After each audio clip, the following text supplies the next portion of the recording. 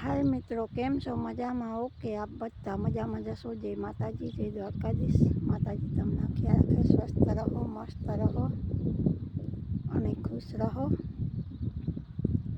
तो बधाई भांडणानी राम राम ने सीताराम।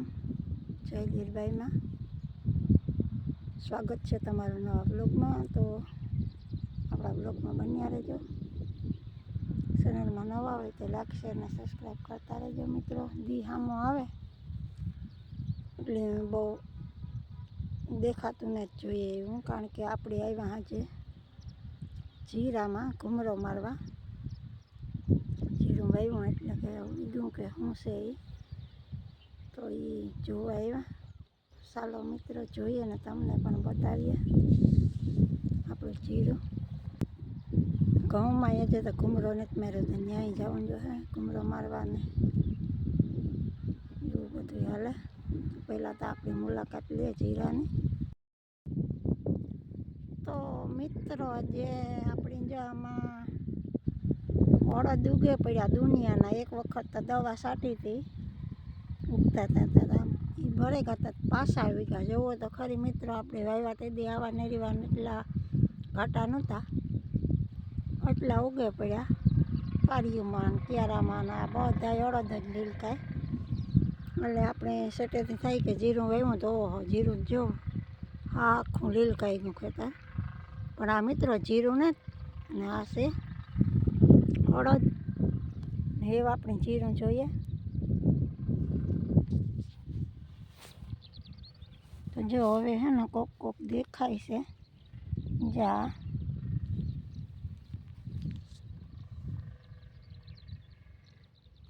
આ છે જીરાનો છોડવો, કારણ કે બીજા મોલ છે ને એ બધા તરત દેખાઈ જાય ને આ જીરાની છે ને આપણે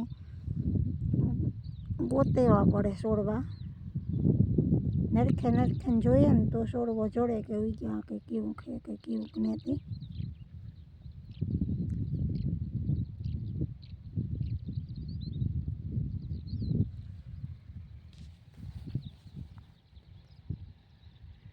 તો જો જે તો નીકળ્યું,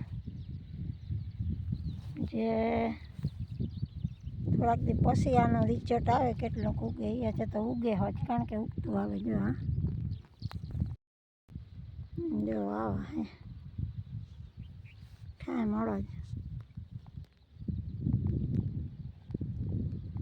આમાંય આપણે વાવીએ ને એ ઘડીકમાંથી ન દેખાય ને, ન વેવું હોય એ દેખાય. અડબા ઉગે ઉગે એટલે તો મિત્રો આપણે ચકલાનું પર રખોલું થાય,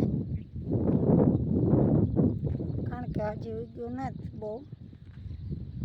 આખું દેખાશે એટલે આપણે ચકલાનું રખોલું ફૂલ થાય. જો એ સારું જ આપણે આમાં ઘૂમરો મારીએ કે જોઈએ જોઈએ પોઝિશન છે જીરાનું.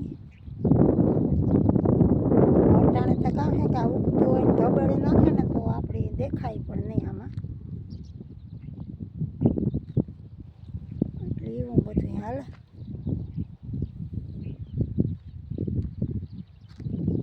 નરખેને જોવું પડે આમાં.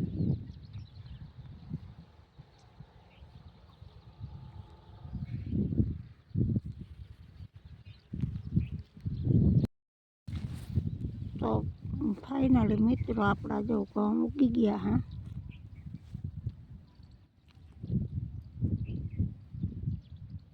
પારવેરા છે એટલામાં પાણી ભરાય એટલે. આ બાજુ જો સરસ છે, જો મસ્ત ખેતર લીલકાવા માંડ્યું આપણું.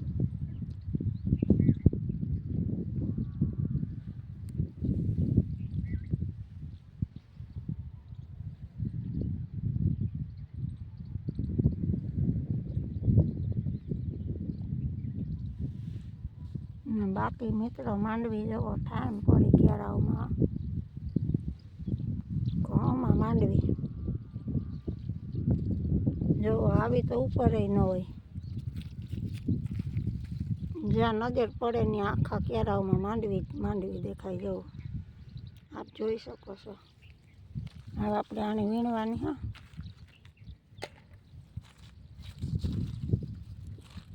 કારણ કે આમાં વીણવામાં ધ્યાન રાખવું પડે, નકર ઘઉં ઓલા થઈ જાય, ભાંગે પડે.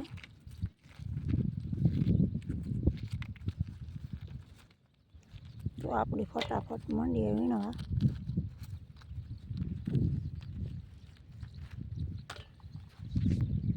હા તગારું રાખ્યું કારણ કે કાપો વરાય નહીં, બેહાય પણ નહીં.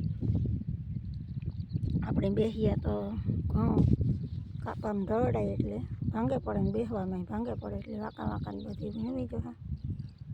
તો ચાલો ફટાફટ મંડીએ વીણવા માંડવી.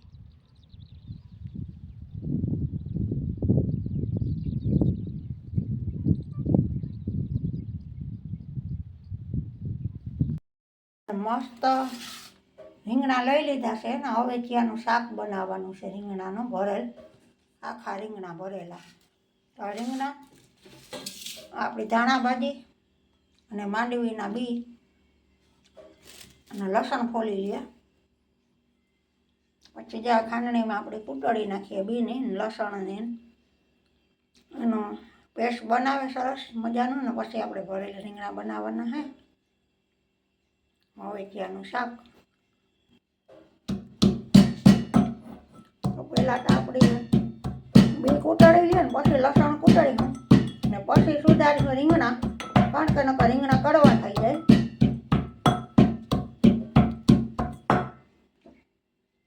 તો મસ્ત મજાના આપણે જો લસણ કૂટળી નાખીએ. પછી તાકાતવાળું શાક બનાવવાનું છે, ફૂલ તીખું. આપણે તીખા વગર જમાવટ ન આવે, તીખું બનાવવાનું છે ફૂલ.